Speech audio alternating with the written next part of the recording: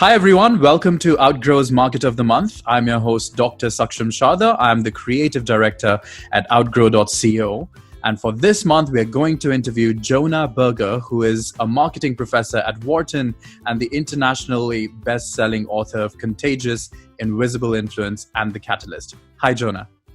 Thanks so much for having me. It's a pleasure to have you here. So we're going to start with a rapid fire round just to break the ice. Try to keep your answers to one word or one sentence only, okay? Okay. All right, so the first question. How long does it take you to get ready in the mornings? 10 minutes. Okay. How many hours of sleep can you survive on? Oh, I need 8 or 9 hours of sleep. Yeah. Okay. Pick one, Mark Zuckerberg or Jack Dorsey. Jack Dorsey. Okay. The first movie that comes to your mind when I say the word ambition. Wall Street Never Sleeps, that one. Gordon Gekko, whatever that was. Yeah. Okay. The biggest mistake of your career. Haven't made it yet. Oh, wow. Giving presents or getting presents? Neither. Okay. How many cups of coffee do you drink per day? 0. I don't drink any coffee. That's Brilliant. Easy. Okay. The most valuable skill you've learned in life? Being curious. Okay. Fill in the blank. An upcoming marketing trend is blank. Natural language processing. Okay. Your favorite Tiger King character? Don't have one. Okay. All right. That's the end of the rapid fire round. Let's go on to the bigger questions now. The first one is... I don't get a score like how well I did, whether I did well or bad. No, I'm joking. Yeah. Oh, yeah. Well, we'll let you know in the interview comments. But yeah, the first question in the big round is, what did you learn while writing The Catalyst? What did you specifically learn in this journey? Yeah, so my journey to this was a little bit interesting. So I'm an academic at heart. I am a professor at the Wharton School. I've been there now for 13 years, do lots of academic research on social influence, word of mouth, why things catch on, and so on. And my first book, Contagious, came out, and it changed my life a little bit. So I went from spending most of my time doing academic research to doing some research and teaching, but also working with a lot of companies and organizations. So everything from big Fortune 500s like the Googles and Facebooks and Apples and Nikes of the world to small startups. And I learned a lot about marketing. I learned a lot about business and how modern marketing is done. And I also realized that almost every one of my clients had very much the same problem, which is they all had something that they wanted to change, right? So, marketing and sales wanted to change the customer or consumer's mind. Leaders wanted to transform organizations, and employees wanted to change their boss's mind. Startups wanted to change industries. Nonprofits wanted to change the world. But change is really hard. Often, we push and we pressure and we cajole, and nothing happens. And so I started to wonder, well, could there be a better way? And that's really what kicked off this journey, working with these clients, trying some things I already had known about and thought about, but wondering should there be an alternate way to change minds and incite action. And so it really kicked off a journey where I dug into the academic literature, did my own primary research, but also spoke to a lot of experts, everything from top-selling salespeople and transformational leaders to hostage negotiators and substance abuse counselors. And again, I saw the same ideas coming up. It wasn't about pushing harder, right? Often we think it's about pushing harder, and it's clear why we think that works. If you want to move a chair, pushing harder is a great way to get it to go. But when we push people, they don't go, right? When we push people, they often push back. They often do the exact opposite of what we want. And so what I realized is there is a better way, and it's not about pushing, it's about removing the barriers to change. It's a very subtle shift, but rather than thinking about, well, what could I do to get someone to change? Instead, stepping back and saying, well, hold on, why hasn't this person changed already? Right? What's stopping them? We think about, in marketing, we often think about sort of a traditional funnel where someone has to be aware of something before they can purchase it, obviously. In some cases, the issue is awareness, but lots of times people are aware of something, but they aren't acting on it. And so why haven't they? Right? What are the barriers that getting in their way, and how can we mitigate them?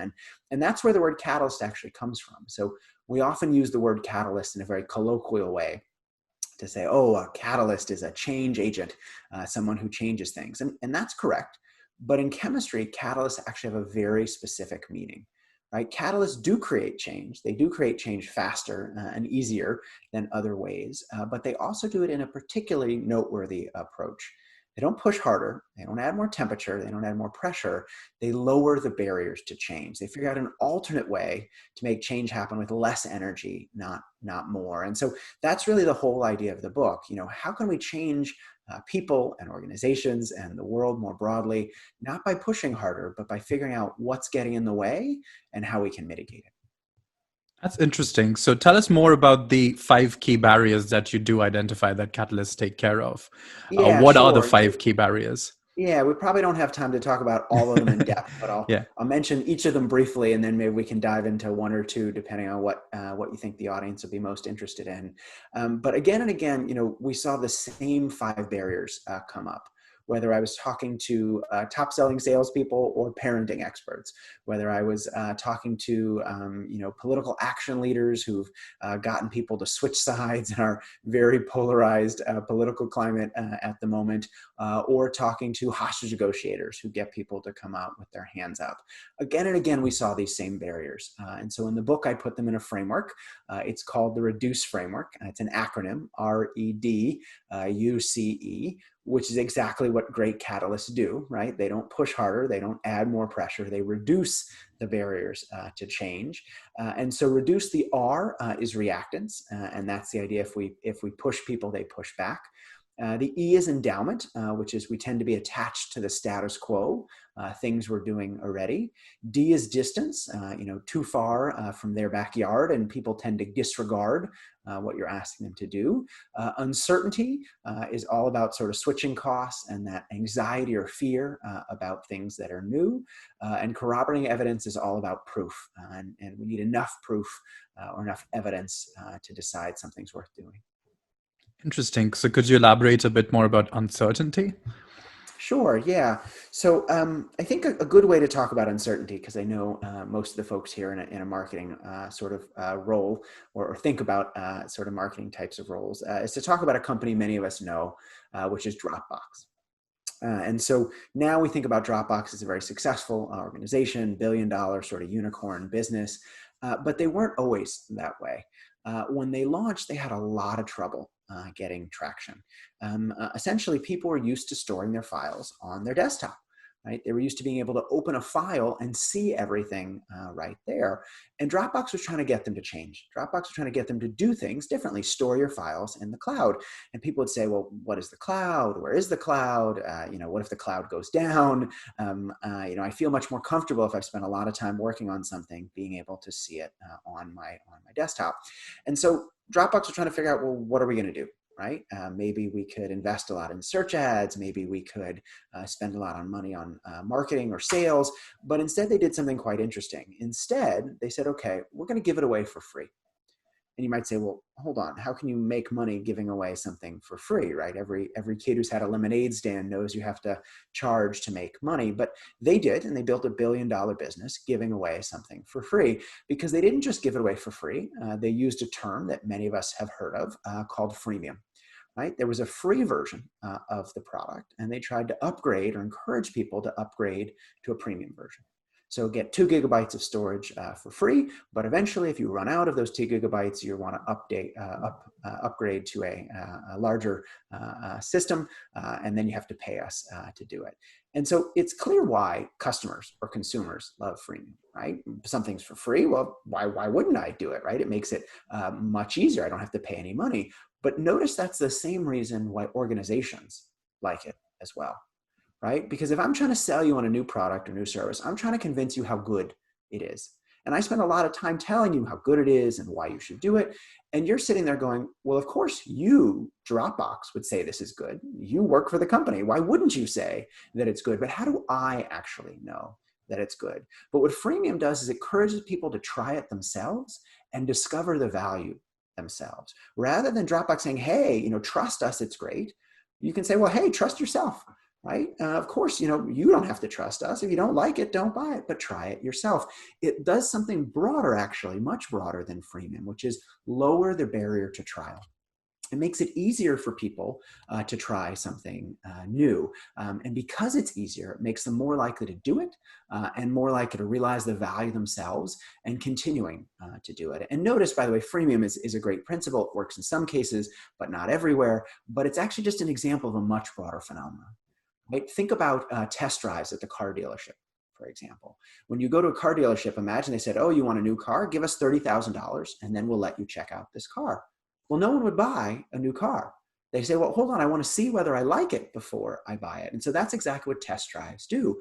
There's no freemium in test drives, no free version or a premium version, but by lowering the barrier to trial, by making it easier for people to experience the value of the offering, it makes them more likely to switch. And notice that's one of the big problems of change. Anytime we're asking people to change, there are switching costs. Right? There's money, you have to buy a new product or service. There's time or effort. You have to install a new software system and figure out whether it's better. Not only are there these costs, which might make people not willing to do something, but think about when the costs occur and when the benefits occur. Right? Often the costs are very much upfront. You have to pay the money, you have to engage and spend the time before you get to experience whether that product or service is actually beneficial to you. The costs are upfront, benefits are later. Costs are also certain, benefits are uncertain. And this is what's called the cost-benefit timing gap. This is one of the big challenges of change. Costs are upfront, benefits are later, right? Well, no one would say, I want to get costs now and benefits later. Everyone wants the benefits now and the cost later. If I said, hey, go on this special diet and eventually lose a lot of weight and get in shape, people would say, well, no, I want to eat the cheeseburger and the cookies now and maybe the salad later. I want the benefits now and the cost later. And so to overcome that cost benefit timing gap, we have to figure out how to lower the barrier to trial. We have to reduce some of the upfront costs, whether they're in terms of time, money, effort, or energy, and move them to later. Allow people to get to the benefits faster so that they experience the value of the offering before we put on some of the costs. And people even think about this often when they think about, designing things like freemium. They say, well, look, I want to ask for people's credit cards up front because, if I don't ask for their credit cards up front, there's no way I'm going to make money. And that's fair in some ways. Right? Certainly asking for credit cards up front is a way to encourage people to pay later.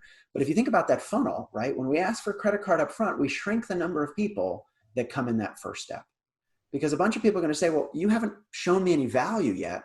Why do I want to give you my credit card number? Why do I want to spend time? Why do I want to engage in effort if I don't actually know that it's valuable? And so the more work, the more asks we have for the customer or consumer, whether it's monetary, paying for a product or service, but also time and effort.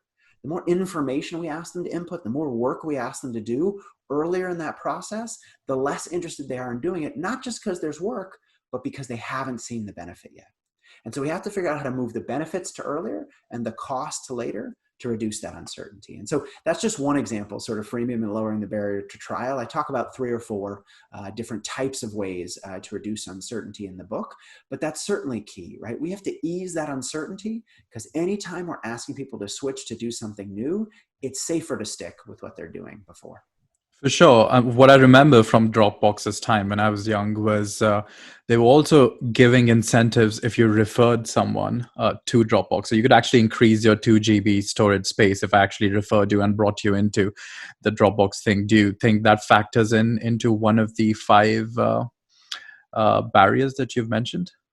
Yeah, so word of mouth is certainly key. And that's what my first book, Contagious, is all about: how to drive word of mouth, what leads people to talk and share, why some things catch on. But I think we have to be really careful about things like referral bonuses. They seem like a really good idea, particularly in the short term. Right? They're a great way to juice the number of referrals in the short term. The challenge is often in the long term, they're not as successful as we might think, because we're essentially saying, hey, person, refer if we give you enough of something else. If I pay you enough money, for example, will you refer someone to our service? If we give you enough space, will you refer someone? That certainly in the short term encourages people to refer, but it sort of crowds out their intrinsic motivation or their willingness to share without some reward. Right? So then if you stop giving them the reward, they might say, well, hold on, now I don't want to refer anyone else because there's no reward to do it. And essentially the reward replaces why else they might have referred the business. And so while it can be good in the short term, it can certainly be detrimental in the longer term. Okay, and could you speak a little bit more about reactance, the other barrier that you've mentioned? I think you mean reactance. Is Yeah, that what you sorry. mean? Yeah, no Reactance, yeah. problem. Yeah. And so reactance is the simple idea that when people are pushed, they often push back.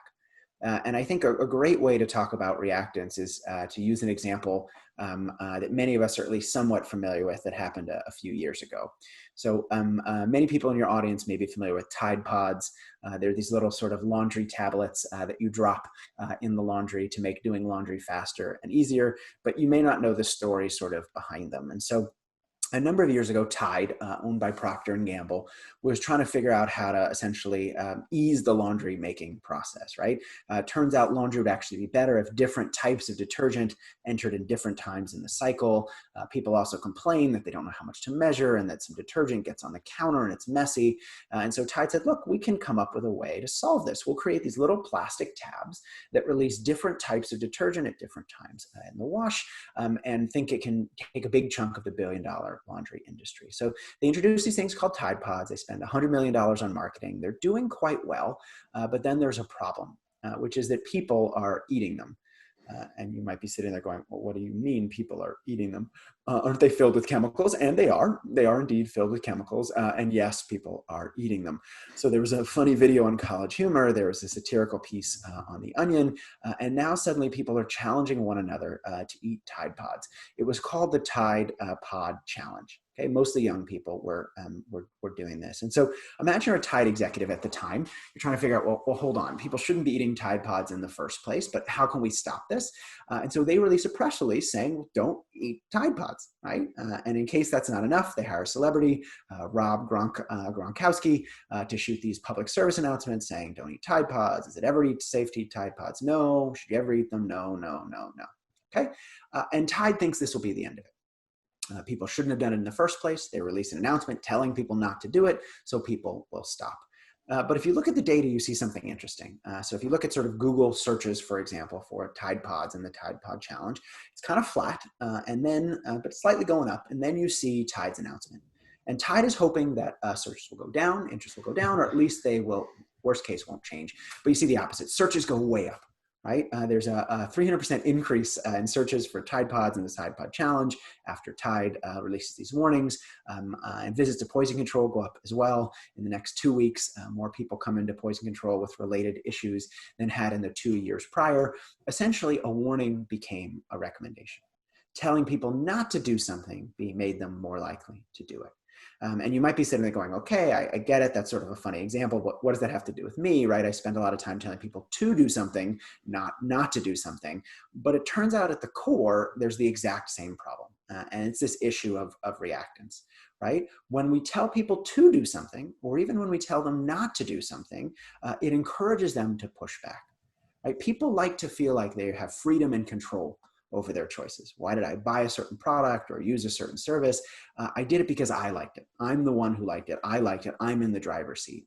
But when we push them to do something, now it's not clear whether they're in control or whether we're in control, right? Am I doing it because I like it or because someone told me to do it? And they essentially have an ingrained anti-persuasion radar that goes up when they feel someone's trying to persuade them. Right? They avoid the message or ignore it, right? They delete the email, they hang up on the sales call, or even worse, they counter argue. Yes, someone might be in a meeting seeming like they're listening to what we're saying, but they're not actually listening. They're sitting there thinking about all the reasons why we're suggesting is wrong, is a bad idea, right? They're counter arguing because to agree with us means that they're no longer in the driver's seat, right? That reactance, that anti-persuasion radar, they're trying to go, okay, I want to be in control. I want to be free to make my own choices. And so I'm going to engage in defensive measures to avoid being persuaded. And so how do we deal with that, right? How do we solve that problem? How do we reduce reactance in a sense? And so in the book, I talk about, I think, 4 or maybe even 5 ways to do it, but I'll mention just 1 or maybe 2 here. And one is to do what I'll call providing a menu. And think about right back to that meeting that we're in, for example, and we're suggesting a particular course of action. We're suggesting a client buy a particular type of thing, or we're suggesting a colleague use a certain initiative or certain way of doing things, right? We think it's a great idea. We're listing a lot of reasons why it's a great idea, but that person is listening and thinking about all the reasons why it's not going to work. Oh, it's too expensive, or oh, it's not going to integrate with our existing systems, or oh, of course you'd say it's good, it's your thing, but how do I know it's actually good? And so kind of poking and prodding our argument till it comes crumbling down. And so what great salespeople, great catalysts often do is they don't give people one option, they give them multiple, right? Because giving people multiple options subtly shifts the role of the listener. Rather than sitting there and going, well, okay, this isn't going to work, or I don't like this. If you give people multiple options, a couple, maybe three, what they start doing is they start going, well, which of these options do I like better? Which one is the best fit for me? And because it subtly shifts the role of the listener, because they're focused on which one is the best for them, they're much more likely to pick one at the end of the meeting, because rather than arguing, right, they're thinking about which one they like best. Rather than trying to persuade people, it's about getting them to persuade themselves. Rather than selling people, it's about getting them to buy in. It's giving them freedom and autonomy to make the choice. And you could say, well, hold on, they're not getting any choice, right? They're getting a limited set of choices.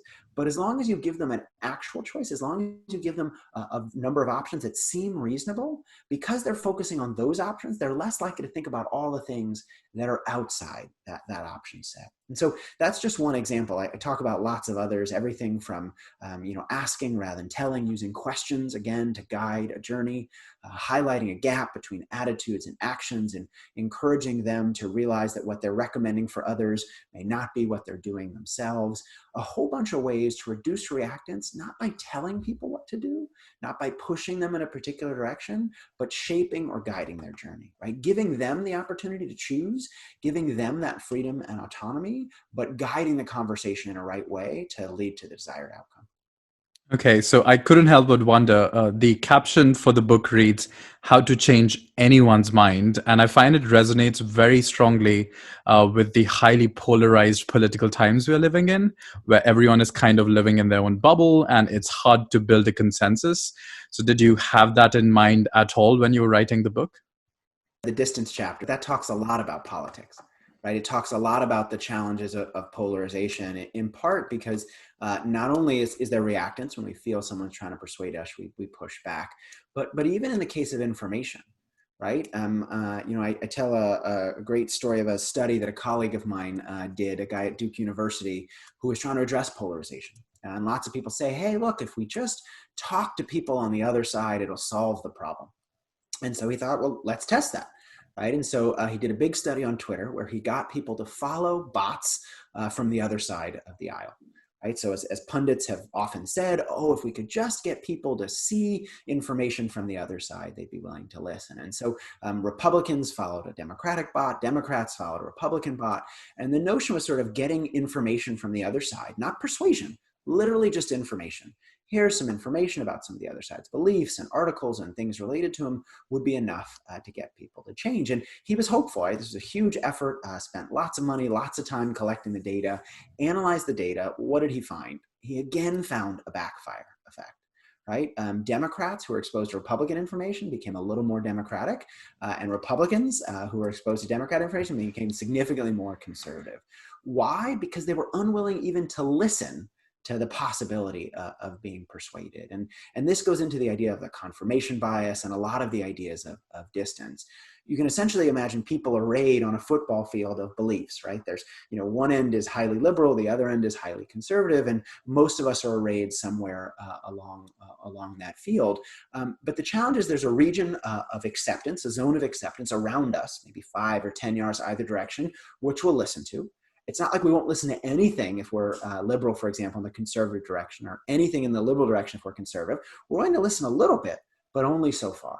Outside of that zone is what's called the region of rejection, right? And that's a place where I'm unwilling to even consider the possibility of change. I'm unwilling to even listen to the information. And so this happens a lot in politics, but it also happens a lot in marketing and sales, right? Sometimes we ask people to do something that's too far from where they are at the moment. And if it's too far, if it falls in that region of rejection, they're not only not going to do it, they're going to be unwilling to even listen to the possibility.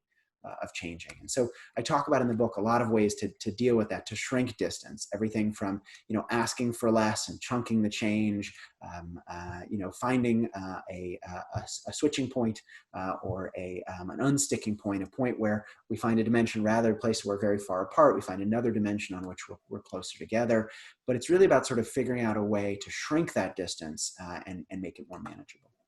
All right, that was the last question. Thanks everyone for joining us for this month's episode of Outgrow's Market of the Month. That was Jonah Berger, who is a marketing professor at Wharton and the internationally best-selling author of Contagious, Invisible Influence, and The Catalyst. Thanks for joining us, Jonah. Thanks so much for having me. Do check out his website for more details, and we'll see you once again next month for another Market of the Month. Thank you.